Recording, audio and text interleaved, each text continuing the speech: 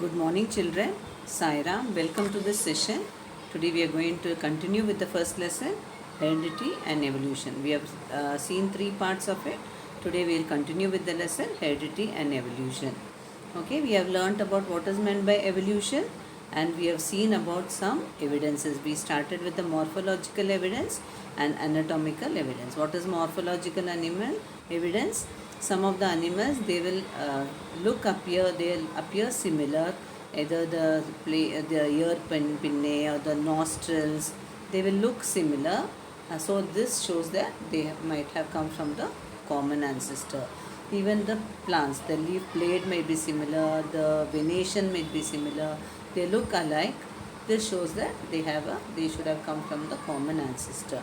Anatomical means, so like the hands example is given as foreleg of an animal, ox, and the forearm of human being, patagium of bat.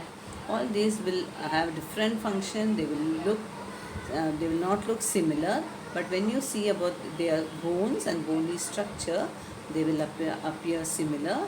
This shows that is anatomical, that is the bone and bony structure. Inside joints, bony joints will be the same. This shows that they might have had a common ancestor.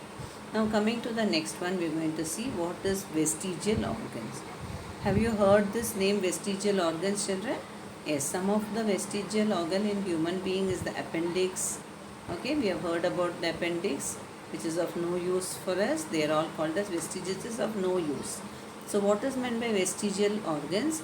Degenerated or underdeveloped useless organs of organisms are called as vestigial organs. So they are not of use now, so they are called as vestigial organ.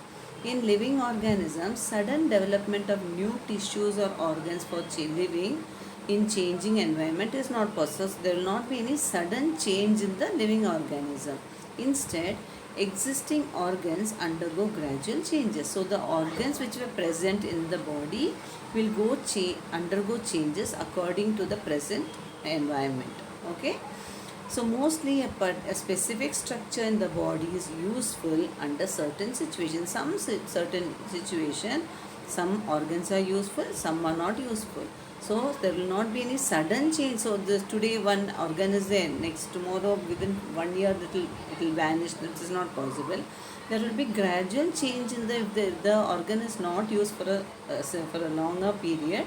Slowly it will start degenerating, like the wisdom tooth. Okay, we are not using the wisdom tooth, but the other animals like tiger, okay, they are using the wisdom tooth. So for us it is a vestigial organ. We'll show you some examples.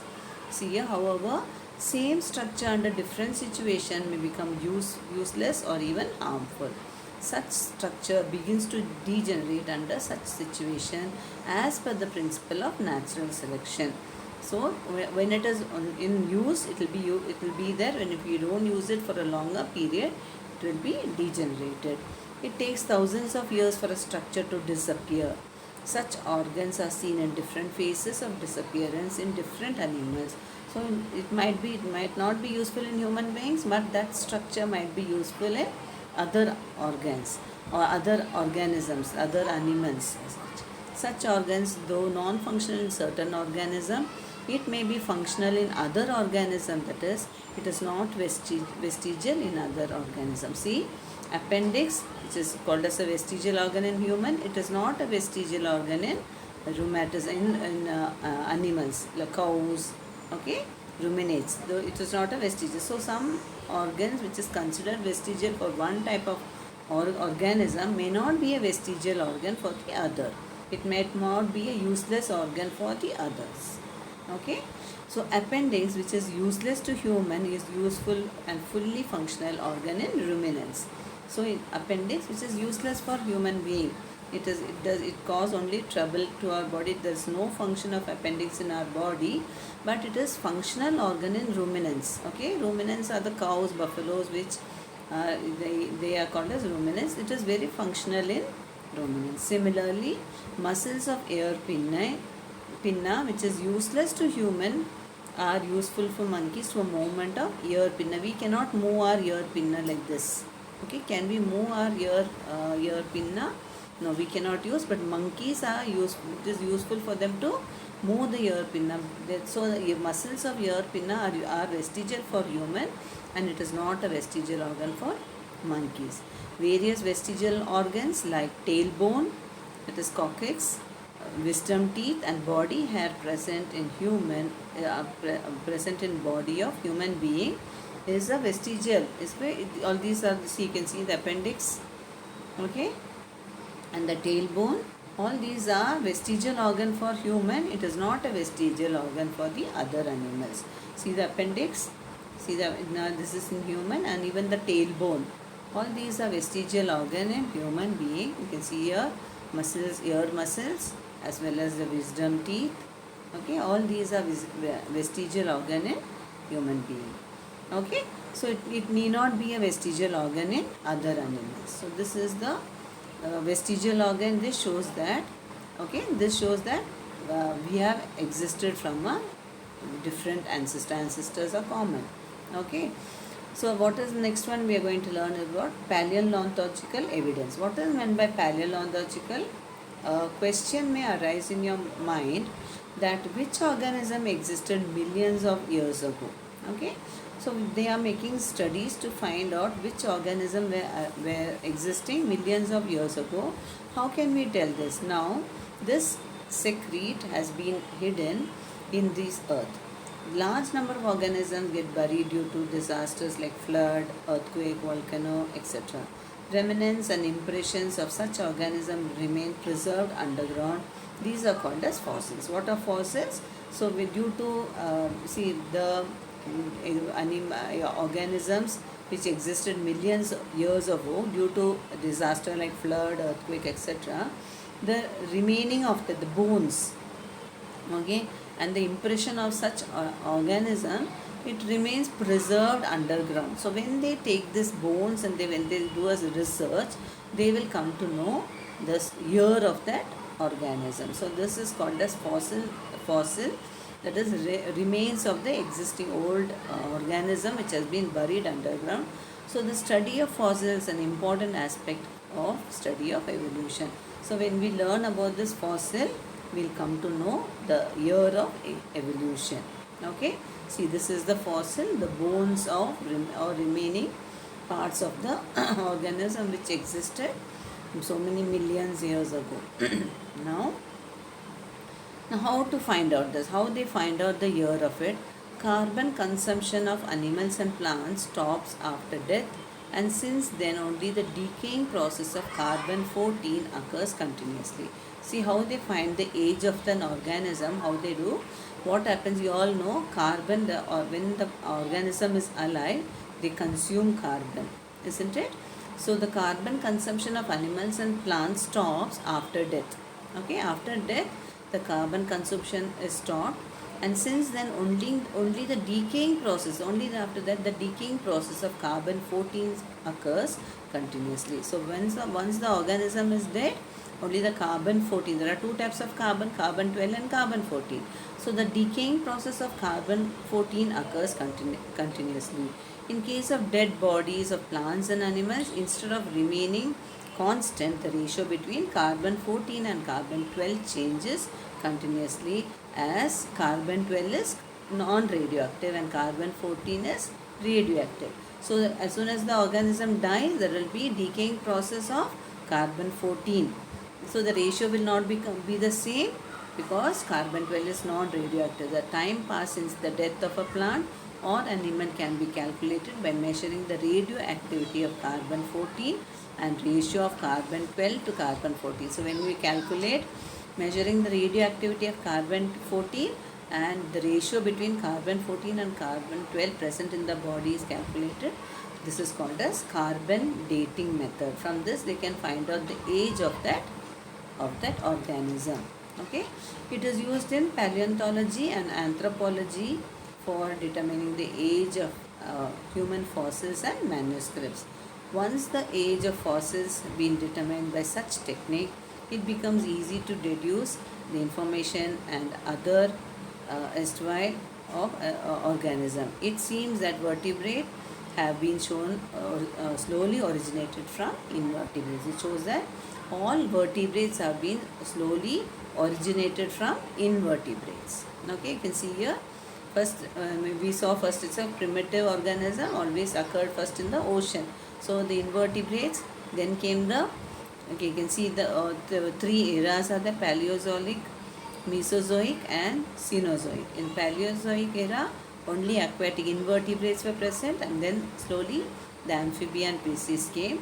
Then Mesozoic era, you can see the reptiles, and the third era, which is the Cenozoic era, aves, that is the birds and mammals occurred. This is all the study showing the paleontological studies. Okay. Now next, coming to the next word, this is called as the connecting links.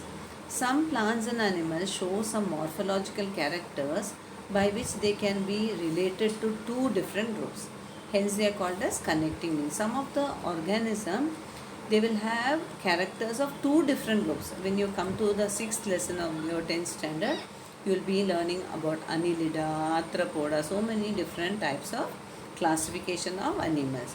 That time you will understand what are the two different groups we are talking about. So they are called as, so they will have morphology, they will have characters of both two different groups of animals.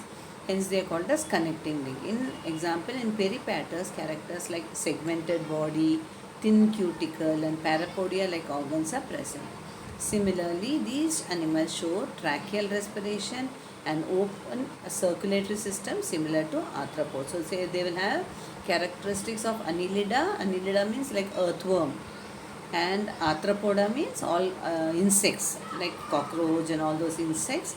So they have open respiratory system, tracheal respiration. They have this Peripatus will show some characters of Annelida and some of the characters of Arthropodas. So this indicates that Peripatus is a connective link between Annelida and Arthropoda. So when they are between, they are not Annelida nor Arthropoda. They are the in between. They are the connecting link between Annelida and Arthropoda.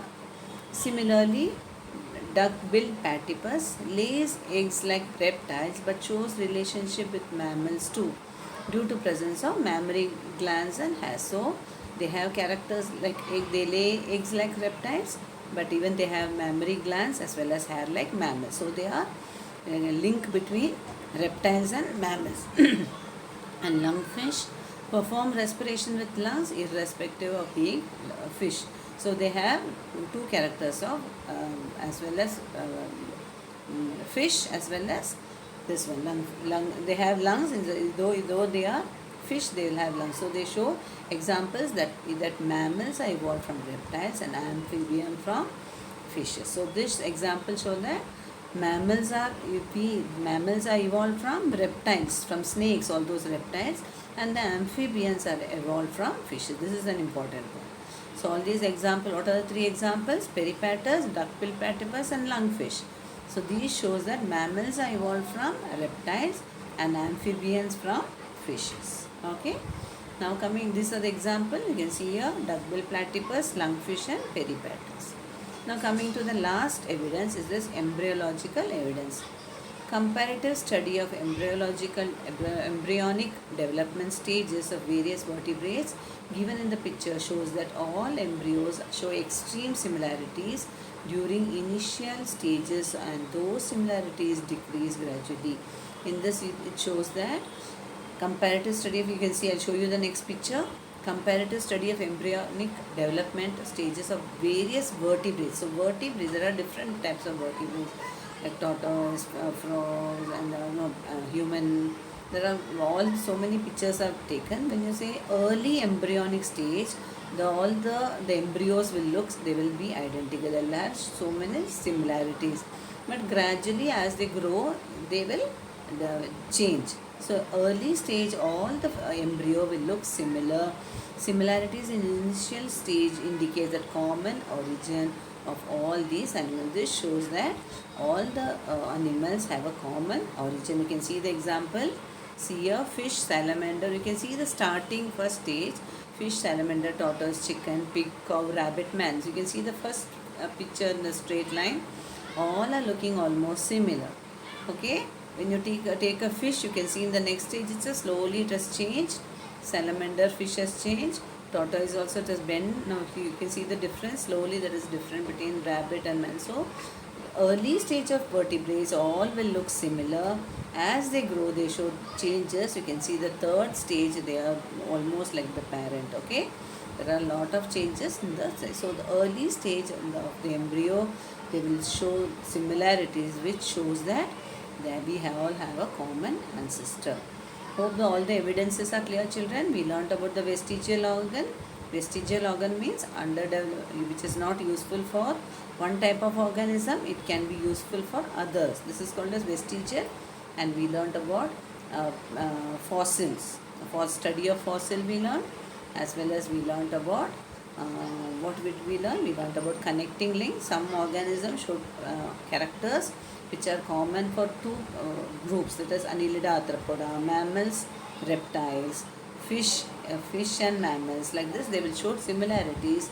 They are connecting links between two groups. And we saw embryological evidence, that is in the early stage of vertebrates, all the embryo will look similar. They have similarities, which shows that we have a common ancestor. Hope all these evidences are clear, children. We will continue with the next part in the next video. Thank you, children. Take care. Sai Ram.